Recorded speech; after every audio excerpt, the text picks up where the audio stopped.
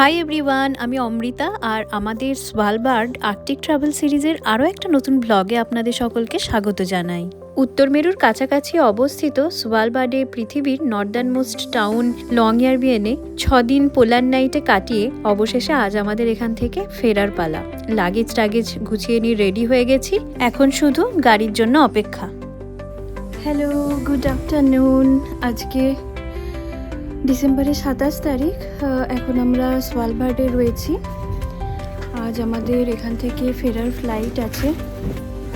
এখন টাইম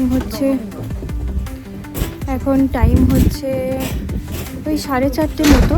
আমাদের ট্যাক্সি চলে এসেছে, আমরা ট্যাক্সি বলে রেখেছিলাম, ট্যাক্সি চলে এসেছে। এখান থেকে আমাদের এয়ারপোর্ট নিয়ে যাবে। তো এয়ারপোর্টে নিয়ে যাবার আগে আমরা একটু দাঁড়াবো। এই যে রাস্তায় যেতে যেতে সিট ভল্ট পড়বে, যে সিট ভল্টের কথা আমি আগের দিন বলেছিলাম, সেই সিট ভল্টে আমরা একবার দাঁড়িয়ে তারপরে আমরা ওখান থেকে এয়ারপোর্ট চলে যাব। বাইরে আজকে ভীষণ ঠান্ডা, আজকে টেম্পারেচার -13-14 এবং ওটা ফিলস লাইক প্রায় -30-র কাছাকাছি, কারণ বাইরে প্রচণ্ড হাওয়া আজকে। ইনফ্যাক্ট ওয়েদারে ওয়ার্নিংও দেওয়া আছে। তো চলুন যাওয়া যাক, আজকে জার্নি স্টার্ট করা। আজ আমরা স্ভালবার্ড থেকে অসলো ফিরবো। তো ফ্লাইটের টাইম সন্ধে 7টায়, এয়ারপোর্ট খুলবে বিকেল 5টায়। যেহেতু এখন এখানে সারাদিনে একটাই ফ্লাইট SAS-এর অপারেট করছে, তো সেই জন্য এয়ারপোর্ট 5টার সময় খুলবে। আবার ফ্লাইট চলে গেলে এয়ারপোর্ট আবার বন্ধও হয়ে যাবে। এই যে আমাদের ক্যাব চলে এসেছে, লাগেজগুলো এখন তোলা হচ্ছে গাড়িতে। ক্যাব আমরা আগে থেকেই বুক করে রেখে দিয়েছিলাম, তো টাইমে চলে এসেছে। এবং ড্রাইভারকে বলাও আছে যে আমরা ফেরার সময় একবার গ্লোবাল সিট ভল্টে দাঁড়িয়ে তারপরে এয়ারপোর্টে যাব। এই জার্নি শুরু হলো আমাদের। ম্যাডামকে কার সিটে বেঁধে টেঁধে বসিয়ে দেওয়া হয়েছে, আমরাও ঠিকঠাক করে বসে গেছি। বাইরে আজকে প্রচণ্ড জোরে হাওয়া দিচ্ছে, ভীষণ ঠান্ডা, মানে ঠান্ডা এতটাই বেশি, রিয়েল ফিল প্রায় -35। আবার এয়ারপোর্টের কাছাকাছি ওখানে আবার দেখাচ্ছে -45, এরকমই এখন টেম্পারেচার। ভীষণ ঠান্ডা। সিট ভল্টের ওখানে তো আরোই বেশি ঠান্ডা হবে, বিকজ সিট ভল্টটা আরও একটু উঁচুতে পাহাড়ের উপরে অবস্থিত। ওই যে দূরে একসাথে অনেক আলো জ্বলছে, ওটাই এয়ারপোর্ট।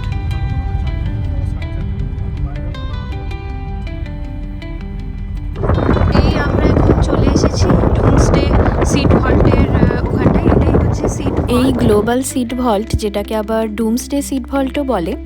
এখানে পৃথিবীর বিভিন্ন কান্ট্রি থেকে ফুড ক্রপস স্যাম্পল, মানে বিভিন্ন শস্যদানা, শাকসবজির বীজ, ফলের বীজ, এই সমস্ত জিনিসপত্র -18 ডিগ্রি সেন্টিগ্রেড টেম্পারেচারে প্রিজার্ভ করে রাখা হয়েছে।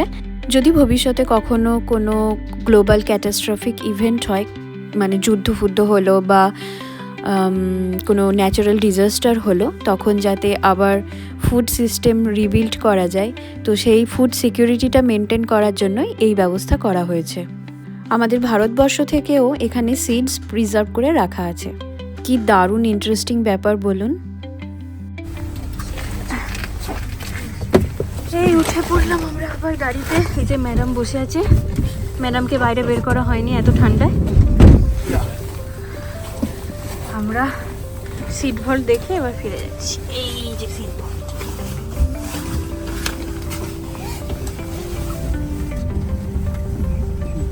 আবার এয়ারপোর্টের দিকে যাত্রা শুরু হলো আমাদের। বেশিক্ষণ লাগবে না, মিনিট 10-এর মতো জার্নি আছে। আর চারপাশে একদম ঘুটঘুটে অন্ধকার, এদিকটায় এমনিতে আসা যায় না, গাইড নিয়ে আসতে হয় আর ফায়ার আর্মস ক্যারি করতে হয়। এদিকে কিন্তু পোলার বেয়ারের থাকার সম্ভাবনা থাকে, তো সেই জন্য কাল যে আমরা আসিনি সেটা কিন্তু একদিক থেকে ভালোই করেছি। এখন সময় ওই অ্যাপ্রক্সিমেটলি 5:10 কি 15 বাজে। আমরা জাস্ট এয়ারপোর্টে এসে পৌঁছালাম। তো চারপাশটা একটু আপনাদের দেখাই। আগের দিন যখন এখানে এসে পৌঁছেছিলাম তখন ঠিক করে জায়গাটা দেখানোর সময় হয়ে ওঠেনি। এই হচ্ছে স্ভালবার্ড এয়ারপোর্ট, এটা হচ্ছে এক্সিটের দিকটা। তবে আমাদের আজকে এন্ট্রিও কিন্তু এদিকেই হয়েছে। আগের দিন এক্সিট এখান দিয়েই হয়েছিল, এন্ট্রিও আজকে এদিকেই হলো। চলুন, সামনে একটা খুব ইন্টারেস্টিং ল্যান্ডমার্ক আছে, ওদিকটাতে ঘুরে আসি। বাইরে কি ভীষণ জোরে হাওয়া দিচ্ছে, আশা করি আওয়াজ শুনেই বুঝতে পারছেন। এই হচ্ছে স্ভালবার্ডের একটা আইকনিক ল্যান্ডমার্ক। এখানে পৃথিবীর বিভিন্ন জায়গার ডিরেকশন আর ডিস্টেন্স এই অ্যারোতে সব মেনশন করা আছে, তার মধ্যে মুম্বাইও কিন্তু আছে এই লিস্টে। আর এই ল্যান্ডমার্কটা ঠিক ওপারে, যেখানটায় এখন শুধু অন্ধকার দেখা যাচ্ছে, ওখান থেকে আবার সমুদ্রের খাঁড়ি শুরু হয়ে যাচ্ছে, সম্ভবত গ্রিনল্যান্ড সি এর অংশ। এই 2025 সালে স্ভালবার্ড এয়ারপোর্টের 50 বছরের পূর্তি হয়েছে এবং সেই উপলক্ষে এয়ারপোর্টে ঢোকার মুখে এখানে দেখছি এয়ারপোর্টের যে কনস্ট্রাকশন, পুরনো কনস্ট্রাকশনের ছবি এবং আরও কিছু পুরনো সব ছবি এখানে ট্যুরিস্টদের দেখবার জন্য রেখে দেওয়া হয়েছে। এই যে এখানে আবার লিখেও দেওয়া আছে, কিছু ইনফরমেশনও দেওয়া আছে এয়ারপোর্ট নিয়ে। এই এয়ারপোর্ট নিয়ে একটা ছোটোখাটো ইনফরমেশন টাইম লাইন আর কি। তবু চলো মামা, চলো চলো, ব্যাগেজ ড্রপ করতে হবে। এসো, চলে এসো, চলে এসো, হাতটা ধরো, চলো হাঁটি হাঁটি করে চলো, হাতটা ধরে চলো।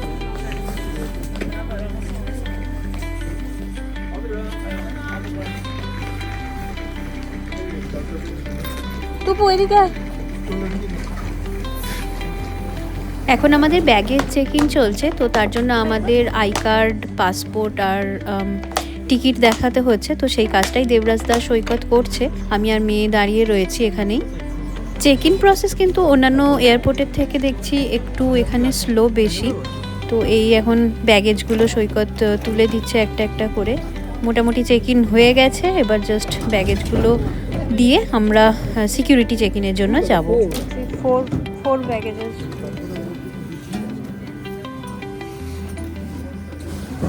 এই আমাদের ব্যাগেজ চেক ইন হয়ে গেছে। এয়ারপোর্টে এখন যারা যাবে শুধু তাদেরই ভিড় রয়েছে। একটাই ফ্লাইট এখান থেকে প্রতিদিন যায় আর আসে। ম্যাডাম এখন হেঁটে হেঁটে বেড়াচ্ছে।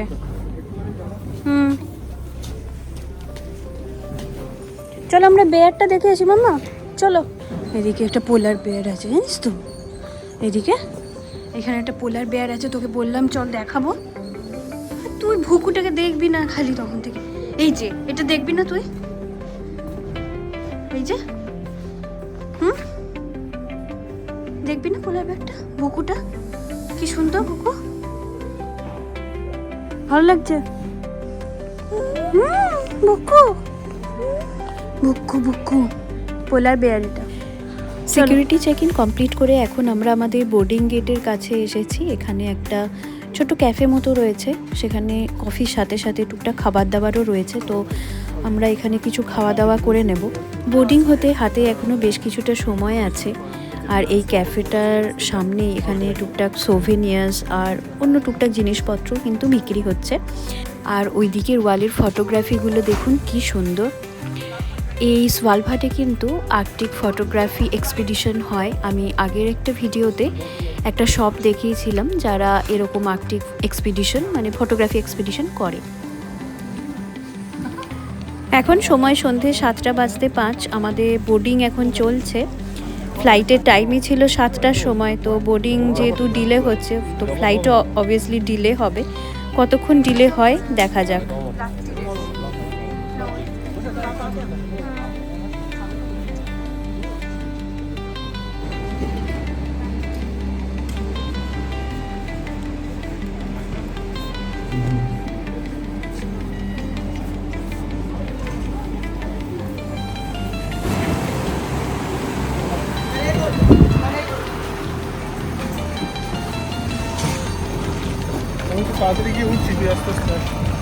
বোর্ডিং গেট থেকে বেরিয়ে এবার আমরা ফ্লাইটে উঠবো বলে যাচ্ছি। বাইরে কিন্তু প্রচণ্ড হাওয়া দিচ্ছে, তো ঠান্ডাও অনেক বেশি, সেই জন্য সৈকত মেয়েকে নিয়ে তাড়াতাড়ি চলে গেল উঠতে ফ্লাইটে।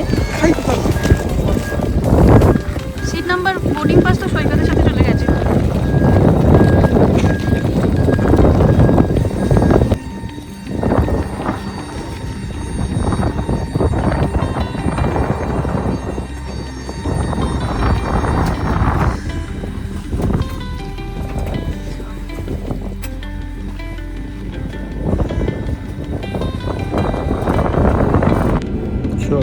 এখন সময় সন্ধে 7:20। আমাদের ফ্লাইট টেক অফ করছে।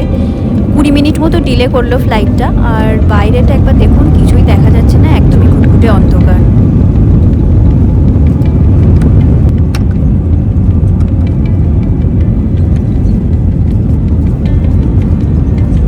সোয়ালভার্ডের মাটি ছেড়ে আমাদের উড়ান এখন শুরু হলো। প্রায় 6 দিন পরে কাল সকালে আমরা আবার সূর্যের আলোর দেখা পাবো। ফ্লাইট জার্নি এখন মোটামুটি 8 ঘন্টার মতো হয়েছে। মেয়ে তো ফ্লাইটে উঠে একটু পরেই ঘুমিয়ে পড়েছে। যেহেতু ও ঘুমাচ্ছে তো আমিও একটু রেস্ট নিয়ে নেওয়ার জন্য চেষ্টা করছি। আর সৈকত আর দেবরাজদা একটু করে কফি নিয়েছে। প্রায় 3 ঘন্টা 15 মিনিটের ফ্লাইটে তেমন কিছু আর করার নেই, তো আমরা এই টুকটাক গল্প টল্প করে সময় কাটাচ্ছি। প্রায় 3 ঘন্টার ফ্লাইট জার্নি আমরা কমপ্লিট করে ফেলেছি। আর মিনিট 10-এর মধ্যেই আমাদের ফ্লাইট এবার ল্যান্ড করবে। এদিকে ফ্লাইটের উইন্ডো থেকে অসলো শহরের নাইট ভিউটা কি অসাধারণ লাগছে দেখুন, আলাদাই সুন্দর লাগছে, একদম দারুণ।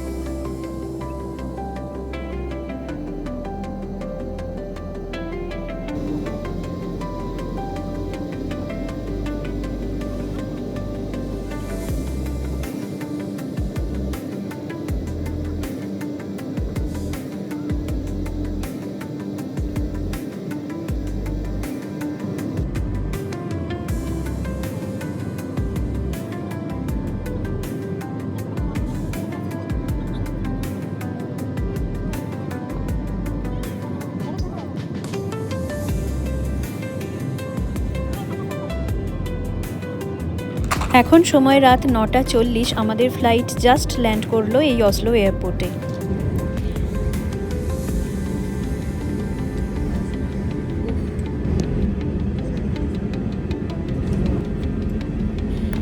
ফ্লাইটের কার্গো থেকে এখন সব ব্যাগেজগুলো নামিয়ে এই যে গাড়িতে তুলছে। আমরাও আস্তে আস্তে এবার ফ্লাইট থেকে নামবো, তারপর আবার ব্যাগেজ কালেকশনের দিকে যেতে হবে। ফ্লাইট থেকে নেমে আমরা এখন এই অ্যারো ব্রিজ দিয়ে যাচ্ছি। আর এই যে ডান দিকে দেখুন, এই ফ্লাইটটা করেই আমরা এলাম।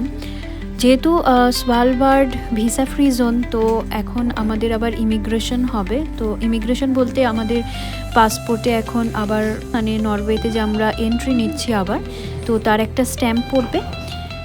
তারপরে আমরা আবার ব্যাগেজ কালেকশনের দিকে যাব।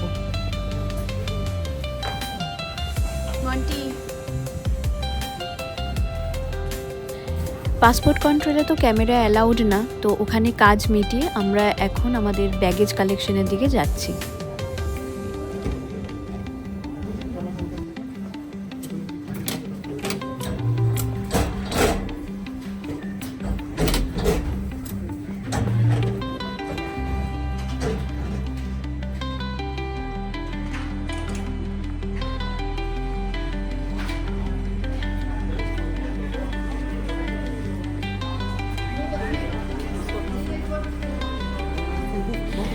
আমাদের লাগেজ সব এই বেল্টেই আসবে। এই যে একটা দুটো করে এখন ব্যাগ আসতেও শুরু করে দিয়েছে। তো আমরা এসে দাঁড়ালাম, একটা ব্যাগ চলেও এসেছে। পাপা ব্যাগ নিচ্ছে, চল চল চল। ব্যাগেজ কালেকশন হলো, এখন আমরা এই এক্সিটটা খুঁজছি। এয়ারপোর্ট থেকে বেরিয়ে আবার ক্যাব বুক করতে হবে। আর আজকের রাতটা অসলোতে স্টে করার জন্য আমাদের এয়ারবিএনবি বুক করা আছে। অসলো থেকে সোয়ালবার্ড যাবার সময় আমরা যে এয়ারবিএনবিতে স্টে করেছিলাম ওই সেম এয়ারবিএনবিতেই আমাদের আবার বুকিং আছে, তবে এবারে মনে হয় অ্যাপার্টমেন্টটা অন্য অ্যাপার্টমেন্ট।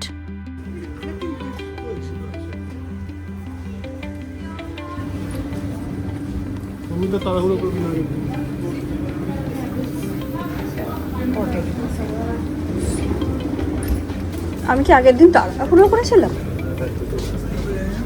মনে হয়, ফাঁক দিয়ে ঢুকে পড়েছিলাম টপাং করে। এখন আমরা এই ট্যাক্সি মিটিং পয়েন্টে দাঁড়িয়ে আছি।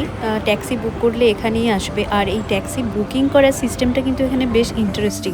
এই যে এখানে স্ক্রিন দিয়ে দিয়েছে, এই স্ক্রিন থেকে দেখে দেখে ট্যাক্সি বুক করতে হবে। অ্যাড্রেসটা দেখে নাও,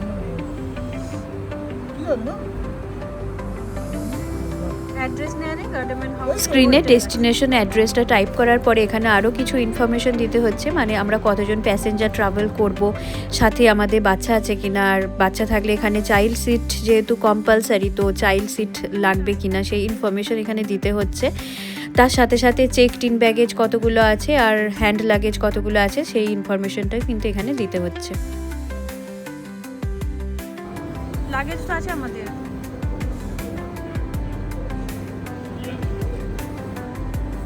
কটা ব্যাগ আছে? 4টে। ইনফরমেশন সব ঠিকঠাক করে দেওয়ার পর এবার এখানে গাড়ি চুজ করতে হবে, মানে কীরকম টাইপের গাড়িতে আমরা ট্রাভেল করতে চাইছি সেটা এখান থেকে চুজ করতে হবে, তবে অবশ্যই সেটা অ্যাভেলেবিলিটির উপর ডিপেন্ড করছে। ফক্সওয়াগনেই যেতে হবে মনে হচ্ছে, তাই তো? দাম বেশি এটা।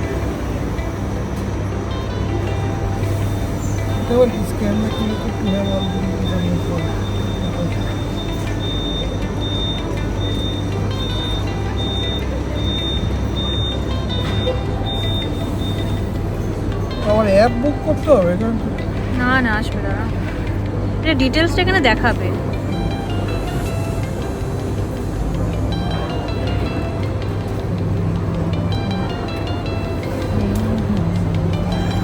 ওকে দেখো বলো, দেখি কোনটা দেখা একবার, যে পুরো হয়ে গেছে তো। Route number license plate EJ28480। Booking number দিয়ে দিয়েছে, তাই তো? চলো তো, গাড়ি নেই, মিটিং পয়েন্ট এখানটায় দেখাই তো আগে। এই যে গাড়ি চলে এসেছে, বুকিং করার 2-3 মিনিটের মধ্যেই চলে এসেছে, আমাদের বেশিক্ষণ আর ওয়েট করতে লাগেনি। লাগেজ সব গাড়িতে তোলা হচ্ছে, আর এই যে কার সিট দিয়েছে ম্যাডামের বসে যাবার জন্য। এখান থেকে আমাদের এয়ারবিএনবিটা কাছে, এই জার্নি শুরু হলো আমাদের, তবে বেশিক্ষণের ড্রাইভ না, 7 মিনিট মতো টাইম লাগার কথা এয়ারবিএনবিটাতে যেতে। এখন সময় রাত 11টা, আমরা এই জাস্ট আমাদের এয়ারবিএনবিতে এসে পৌঁছালাম। করিডোর থেকে ঢুকেই আমরা এখানে ব্যাগেজগুলো রেখেছি সামনে, তারপর এখান থেকে ডান দিকে গিয়ে হচ্ছে লিভিং এরিয়া। লিভিং এরিয়াতে সোফা আছে আর সাথে টিভি আছে একটা, আর এখানে হচ্ছে অ্যাটাচড কিচেন আছে, সাথে একটা ডাইনিং টেবিল দেওয়া আছে। এই মোটামুটি লিভিং এরিয়া এরকমই সাজানো গোছানো। ম্যাডাম এসেই দৌড়ঝাঁপ শুরু করে দিয়েছে। চলো এই ঘরটা দেখি আমরা, এসো। এই অ্যাপার্টমেন্টটাতে 2টো বেডরুম আছে, এটা হচ্ছে একটা বেডরুম, লাইটটা জ্বালিয়ে নি। হ্যাঁ, এখানে এই বেডরুমে 2টো সিঙ্গেল বেড দেওয়া আছে, আর মাঝে একটা ছোট টেবিল দিয়েছে, একটা বেবি বেসিনও দিয়েছে, কিন্তু এটা আমাদের কাজে লাগবে না। দেবরাজদা এই রুমটাতেই থাকবে আজকে। আর আরেকটা বেডরুম হচ্ছে এই বেডরুমটা, লাইটটা জ্বালিয়ে নি। এই বেডরুমটাতে একটা ডাবল সাইজ বেড দেওয়া আছে, আর 2 সাইডে 2টো ছোট ছোট বেড সাইড টেবিল দেওয়া রয়েছে, আর বেশি তেমন কিছু নেই এখানে। টুপু, তুমি কি করছো মামা? বই নিয়েছো? পড়াশোনা করবে? কি পড়াশোনা করবে? আচ্ছা পড়ো পড়ো পড়ো, দেখি কিরো পড়ো, আবার যাবো যাবো যে, দেখি পড়ো পড়ো। ও কি সুন্দর পড়ে, কই দেখি পড়ো পড়ো পড়ো পড়ো। পড়বে না এখন? ওকে, আচ্ছা মেঝেতে বসে পড়বে, পড়ো। চলুন এবার কিচেনটা দেখাই আপনাদের। এই হচ্ছে কিচেন মোটামুটি। এখানে একটা ইন্ডাকশন ওভেন দিয়েছে, একটা মাইক্রো ওভেন রয়েছে, আর এখানে টুকটাক, এটাতে তো কিছু নেই, এখানে টুকটাক রান্নার জন্য সব বেসিক ইউটেন্সিলস সব দিয়েছে, প্লেট ফ্লেট দেওয়া রয়েছে, চামচ প্লেট। অল্প স্বল্প টুকটাক রান্না করা যাবে, কিন্তু খুব বেশি রান্না করার ব্যবস্থা কিন্তু এখানে নেই। আমাদের তো এক রাত্রিরে থাকা, এখানে একটা ফ্রিজটা পুরো ফাঁকা এখন। আজকের রাতটাই শুধু আমরা এখানে স্টে করব, আর সাথে খাবার দাবারও আছে আমাদের, তো রান্না করার ঝামেলা টামেলা কিছু নেই সেরকম। কাল আমরা আবার এখান থেকে সুইডেনের মালমো রওনা দেব। আমাদের গাড়িটা এই এয়ারবিএনবি পার্কিংয়েই এই 1 সপ্তাহ রাখা ছিল, তো সেটা নিয়েই কাল থেকে আমাদের আবার রিটার্ন জার্নি শুরু হবে। আচ্ছা, ওয়াশরুমটা দেখানো হয়নি আপনাদের। এই হচ্ছে ওয়াশরুম, শাওয়ার এরিয়া, টুকটাক বেসিক ইউজেজের জন্য জিনিসপত্র দেওয়া আছে। ফ্রেশ ট্রেশ হয়ে নিয়ে এবার একটা টানা ঘুম দিতে হবে, ব্যাস। আজকের ব্লগ এই পর্যন্তই। কেমন লাগলো আমাকে কমেন্ট করে অবশ্যই জানাবেন। ভিডিও ভালো লাগলে একটা লাইক করে দেবেন, চ্যানেলটিকেও সাবস্ক্রাইব করে নেবেন। আপনাদের সাথে আবার পরের ভিডিওতে দেখা হচ্ছে। সবাই খুব ভালো থাকবেন। Thank you so much for watching. By.